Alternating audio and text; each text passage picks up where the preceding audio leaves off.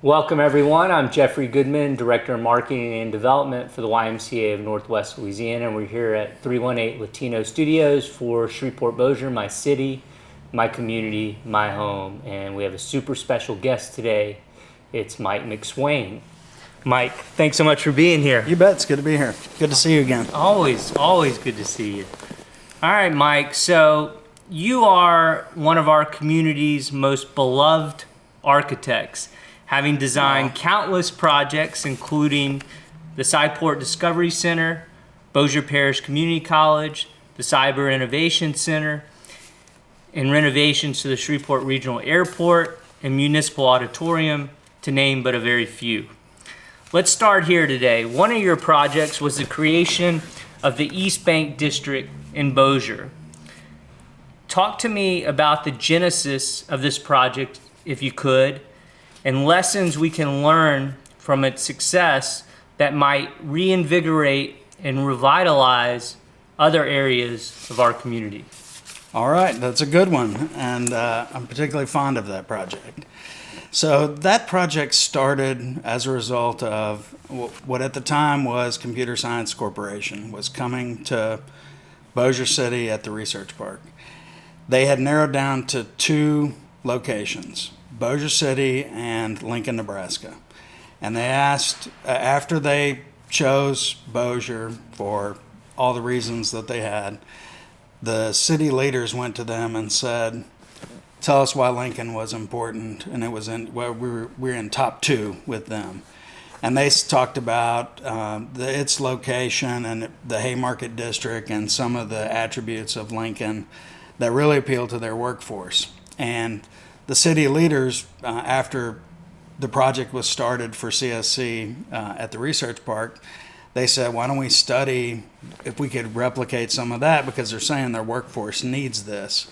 And the city hired us, and we had a big team around us that looked at an initial master plan of what could we do at this site. And they said this site because when BIPSI was moving off of the 13th grade of Airline High School into its location, one other possibility for it was the East Bank District. So the city owned some land there. And they said, we own some land, so that's an advantage. Let's figure out what we could do there. And then we looked at a master plan that included a mixed-use, urban kind of feel, and really leaning progressive with it, with the bike lanes and the kind of narrower streets, stop signs at every intersection, so it was walkable, it was friendly, it was safe, and all those things. And so we did the master plan, and then the city said, let's launch in and do the first piece of this, which we had identified as kind of the public zone, which is appropriate for the city to develop. And the city said, to their credit, if we're going to do all this, let's really upgrade the utilities for the long haul. So nothing had been touched. There's honestly about not many more people in this studio today in the middle of the holidays as there were in the East Bank District when we started. There was a handful of businesses. There's very light traffic, and there was a 5-lane road there with hardly anybody on it. And so when the first project was new utilities, new sidewalks, new landscaping, and then a new little plaza to program and bring some life into it. And so there was only a few things down there at the time.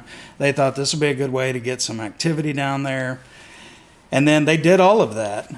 And then, in the middle of that, businesses started to come on and say, I wanted to be a part of this. That wasn't city driven. It was just private entities, but really kind of doing what you want a master plan to do, where there's all the partners of public and private. The public side said, we have an area of town that's in the center of town.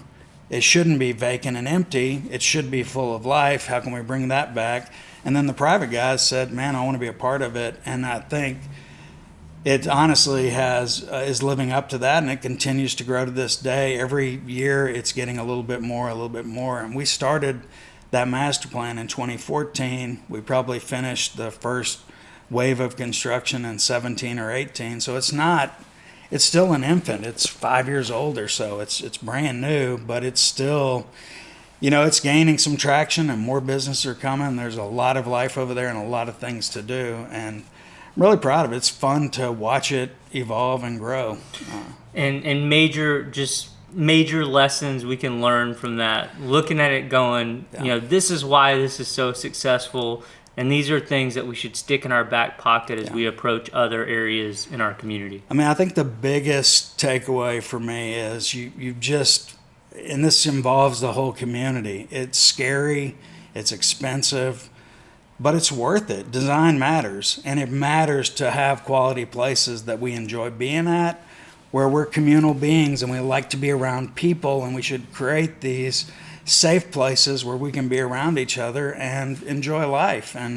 But it takes risk, and that's the takeaway for me is it is expensive, it is risky, but that's what cities have to do. That's what growing communities need to do. That's what we all need to do. And I feel like a lot of times we're scared here. It's different. We've never done that. And it just gets paralytic to this community. And it's refreshing to see when some leaders just take the leap of faith and do it, not knowing if it's going to work out or not. And I've been doing this 30 years. Things don't always work out. It's all a big, giant experiment. And I think that one is one we could all look at. And I'll tell you one interesting thing when we started this project.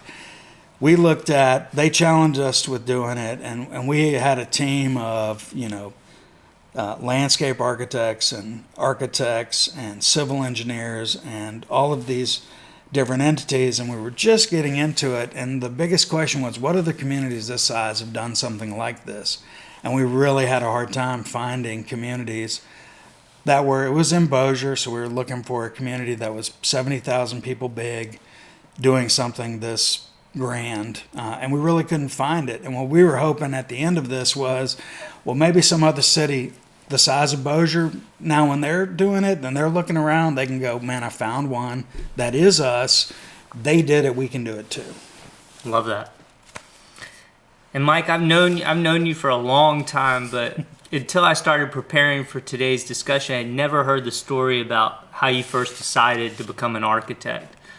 Would you mind sharing some of that? Yeah. I think you were at Texas Tech in Lubbock, and I'll let you take it from there. All right. So I grew up kind of around construction. My dad was a structural engineer at a design build company. I got to go to a lot of construction sites, and I saw my dad's kind of work, and I just was going to go do what my dad did. I didn't really think about it, and I loved that kind of stuff. And then I got deep into structural engineering and calculus-based physics and all this crazy mathematics stuff. And then one hot summer day, I was going from an engineering class back to my dorm. The architecture building was in my way. I went through it to get some AC. I saw these drawings and models on the wall, and I walked right out of there and went to my counselor and said, I have to do that. That's what I have to, I'm changing to do whatever that is. And that's what I did. And I've been in love with it ever since, man. And that was 36 years ago. Love it. And your wonderful sense of design is not only on display for us to appreciate all over Shreveport-Bossier, but you've been the architect on projects all over the world, including designing condominiums in Indonesia and a luxury estate community in China. You've done a significant amount of travel over the last 15 to 20 years. My question is, when you meet people during your travels and they ask you what it's like in Shreveport-Bossier, what do you tell them? I love this place, and I brag about it everywhere I go. And what I love to say is, it's got a small town warmth to it, but it's big enough to have all the things that a big city has without the headaches of the big city, without the 30-minute commutes anywhere or 30-minute to an hour commutes everywhere, traffic jams everywhere. We just don't have any of that. And it's beautiful, fairly mild temperatures, although today I would argue is a little cooler than I was expecting this morning. But we got great temperature. Food is incredible here, and the people are everything. It's just full of warm, friendly people like you, your mom, your family, and everybody else around us. I mean, there's a lot of really great people here. But I always brag about Shreveport. It's just a great place to be. Thanks. And you got into this a little bit in talking about East Bank, but my question is, are there particular cities around the country that provide examples to you of what Shreveport-Bossier should aspire to in the future? And if so, can you talk about a few of the cities and the characteristics of them you feel we should strive to emulate? Wow, that's a hard one. I don't know that there's a city I would say we emulate. We're uniquely ourselves, and we should strive to be completely authentic Shreveport. We're not New Orleans. We're not Minden. We're not Monroe. We're not Dallas. We're uniquely Shreveport, and we should be proud of that. And we have a rich history. I see things in other cities that I want here? Always. I'm always on the road traveling, and I'm always looking at what other communities have done and go, gosh, we have to do that here. And I think it's kind of the simple stuff to me. It's, all the public spaces, those should be nice. We deserve them to be nice. They need to be nice. It's what a good community, it's kind of the face of a good community. It's the first impression for a lot of people. That's what we need. Let me just interrupt for a second. When you say public space, like my mind immediately goes to parks, but when you say public spaces, what I all mean the sides of the interstates, the sides of the roads. It's kind of all of the public space that's not privately owned. It can be federally owned, state owned, city owned. And it's not just the parks. The parks, of course, should be, incredible. But it's all that other stuff that really is the fabric that ties it all together. Sometimes I feel like we don't dwell enough on it, that we ignore it or we don't think it's important, when I contend it's extremely important. And the East Bank is a perfect example, not to go back to it, but, you do the improvements, all of a sudden the businesses along there are like, I think I want to step up a little bit too. I want to level up because of what's around me. And it's kind of infectious that way. And I don't know that other cities, I try not to compare us to others, but I always go, well, wow, I love the way they used concrete utility poles, or I love the way they have the little parks, more little parks everywhere, and these little gathering spaces or little plazas or whatever. I love all that stuff, and I'm a nerd for it big time. I'm most excited about this question. Okay, so compared to some other cities around the country, Shreveport-Bossier could be called conservative in its thinking or openness to new ideas or perspectives. Yet, you have seemed to always transcend that, delivering some of the most progressively designed projects our area has seen these last 30 or so years. So my question is, what advice or words of wisdom can you offer to our younger creative class, architects or any kind of creative, to make them feel like it is possible to find support for personal and perhaps progressive expression in the Shreveport-Bossier community? Yeah. Be tenacious, man. And I live by, there's a famous designer named Raymond Loewy. He was heavily influenced the Art Deco movement, the streamline modernism, was taking what was, at the time, like, great, we have washing machines inside, except it's got gas motors and greasy parts and stuff all exposed. And he came along and said, we should, if we're going to really sell this, we should put a ceramic steel container around it, clean it up where it looks attractive to be in the house and all this. He had a philosophy, and this is my advice to them, is go as far as you can before they shut you out altogether, because his philosophy was the Maya principle, most advanced yet acceptable. I think that's what you have to do in this community. Is I strive to push that envelope as far as we can, but I know that that stuff's scary to a lot of people. It's permanent, or they seemingly permanent. They feel like I don't want to be that entity that went too far and did something that people are going to criticize or critique over. But I've continued to strive to push And the other thing I tell them is try to educate your clients too, not just force cool stuff on them. Educate them about what's the meaning of it, how is this important, how does this design matter, and try to educate them to give them the best tools to make the best choice they can. Sometimes they'll go along for that ride, sometimes they're not. Sometimes they're just going to say, that's too far, I don't want to do it. But I always tried in my work to have at least something that made me uncomfortable. I knew it was going to make my clients uncomfortable. And if I needed to back off a little bit, the way I looked at it was, okay, we go a little bit far. So when we back off, we're still pretty far. We're still pushing it, even though it feels like, hey, we backed off some. Love that. If that makes sense. Yeah, totally. It's like a salary negotiation or any other kind of negotiation. Exactly. And I'm grateful for all my clients who have let me kind of push that envelope.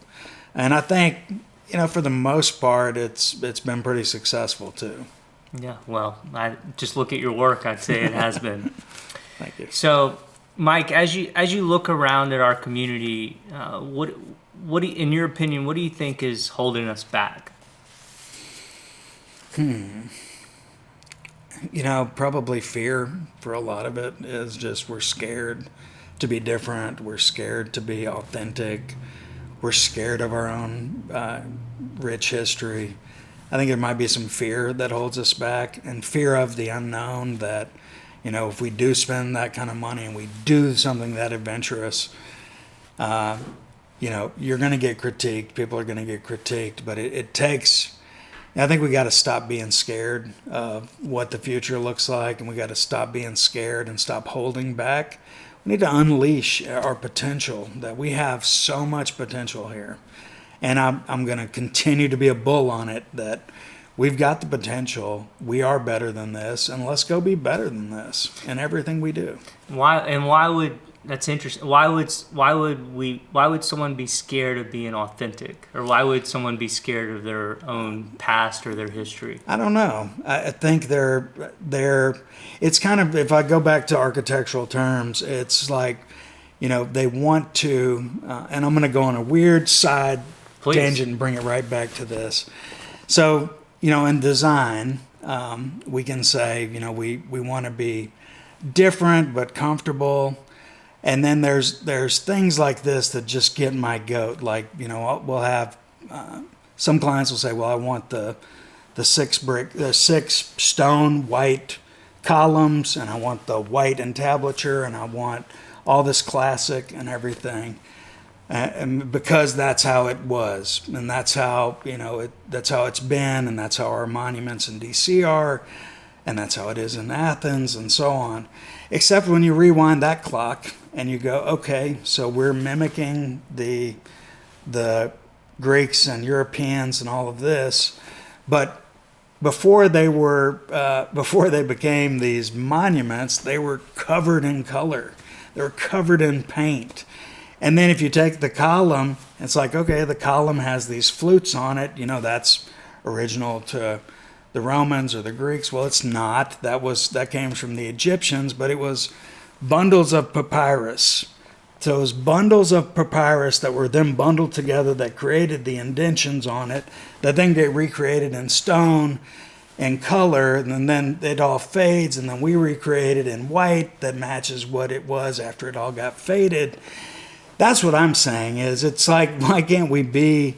to me, it's authentic. Like, let us be who we are. We're not, everything doesn't have to be this timeless classic. We have a robust creative community, a robust food community, a robust music community who aren't just hanging on to the past. They're pushing forward. We got really great talent out here that's doing incredible things. And they're not looking back going, I'm only going to do what we did at the Municipal in 1940.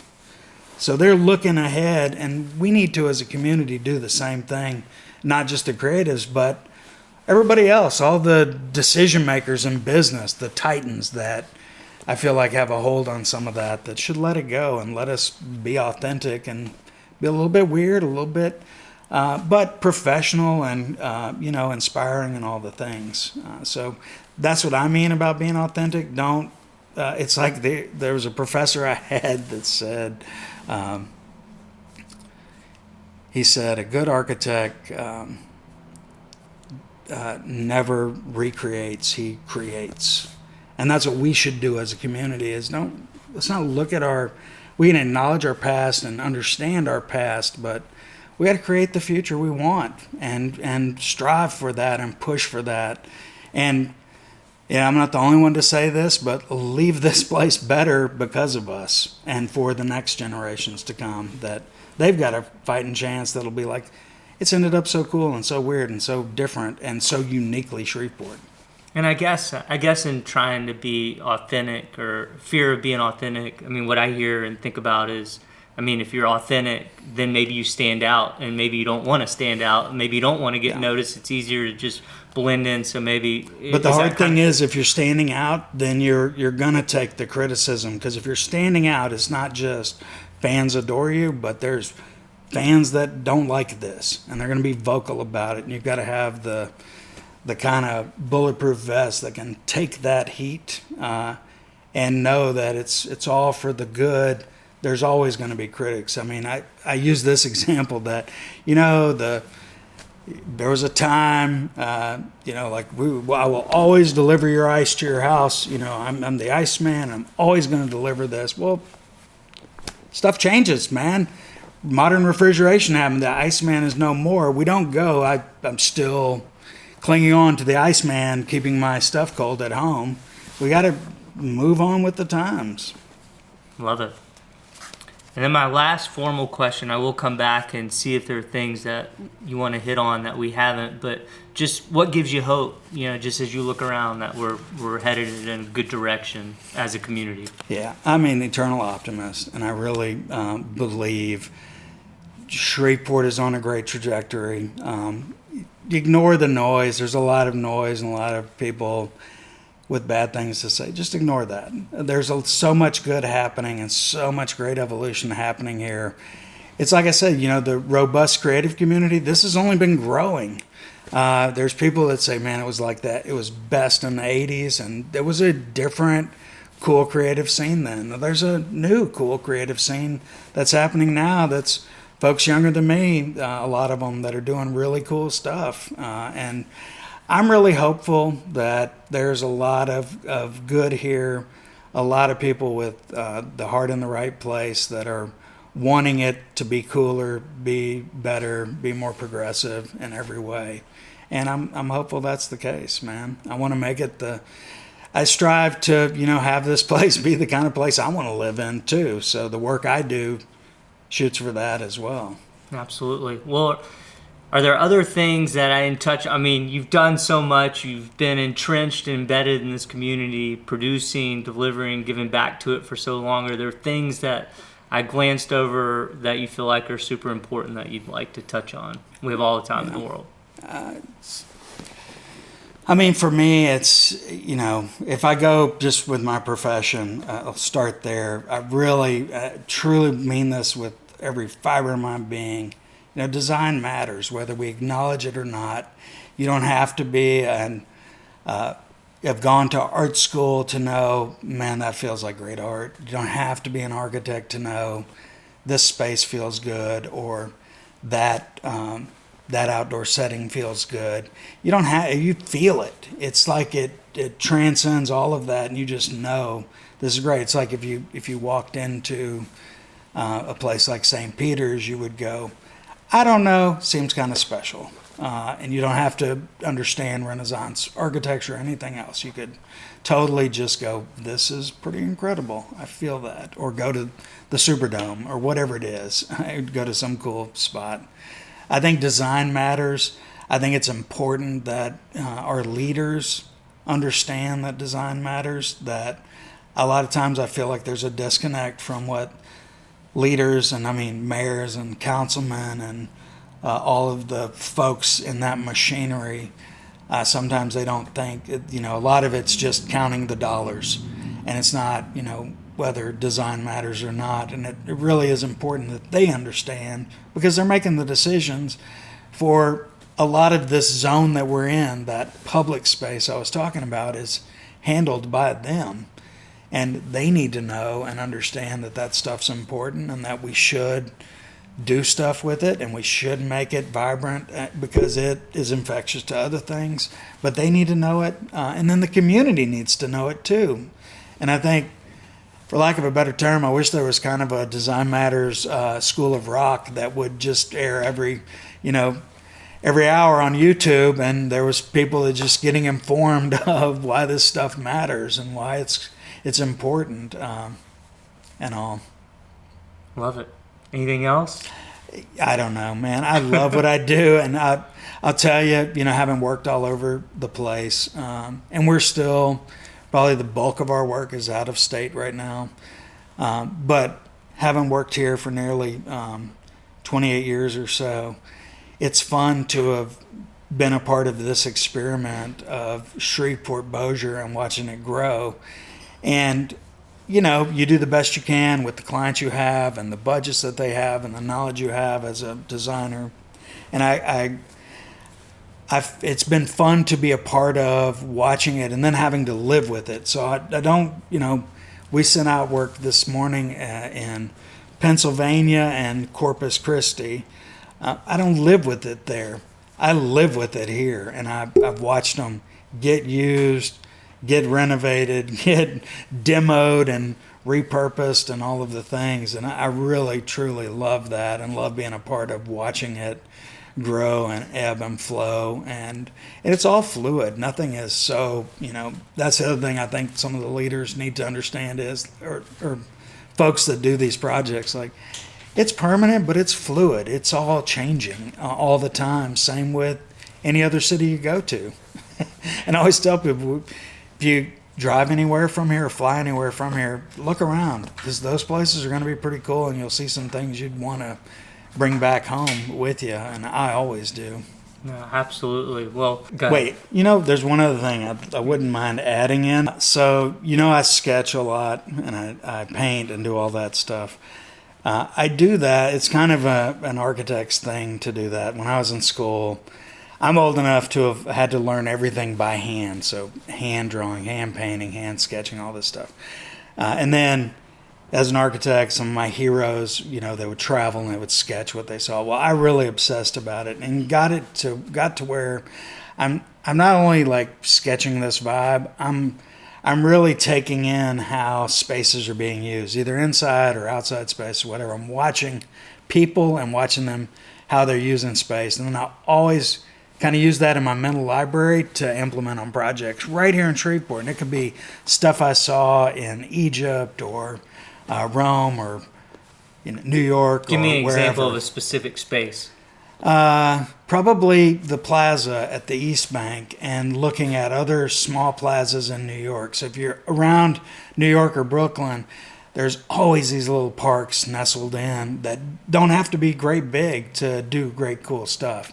That was kind of one of the ones over there, looking at some of the small, littler parks in New York that I couldn't tell you any names of any of them because there's so many of them, but that's really what kind of the inspiration to that one was something that's smaller in nature, could still get a decent crowd, but it doesn't have to be like Festival Plaza here. It doesn't have to be that big to make that kind of an impact. Spaces that are welcoming, spaces that are inviting, spaces that are bringing people together and they're interacting comfortably with them. And where the two of us could go sit in there and not feel like, man, I'm in this giant park, or it could be 100 people and it still feels comfortable at both scales, where you want it that small and intimate where you don't feel out of sorts on a regular day when there's not a programmed function there. It can still be people having lunch out there enjoying it, or there could be a concert and they're enjoying that too, and it fits those instead of being, well, it's like Festival Plaza. Nothing against it. It's got its purpose, but it's a big purpose. Even if it's farmer's market, that's still a pretty big purpose. And then the Revel is, really big purpose that it has. That was more for everyday and smaller type events. Yeah, makes total sense. Anyway, I just try to catalog those things mentally when I'm traveling. through my sketching and obsessing over that. So. And it's important and it's instructive for you once you're... For me, it is, and that it's kind of like everything. If you're studying for a test and you write it down, you've kind of committed it to memory. If I'm sketching it, I'm committing it where I don't have to. I can recall it with knowing that exactly what it was, exactly how it felt, because I really committed it to the sketch and not just a photo with my phone. Love that.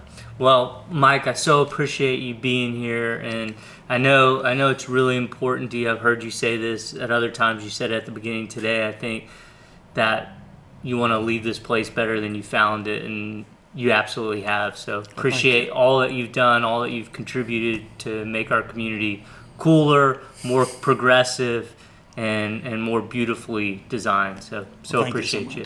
I appreciate it.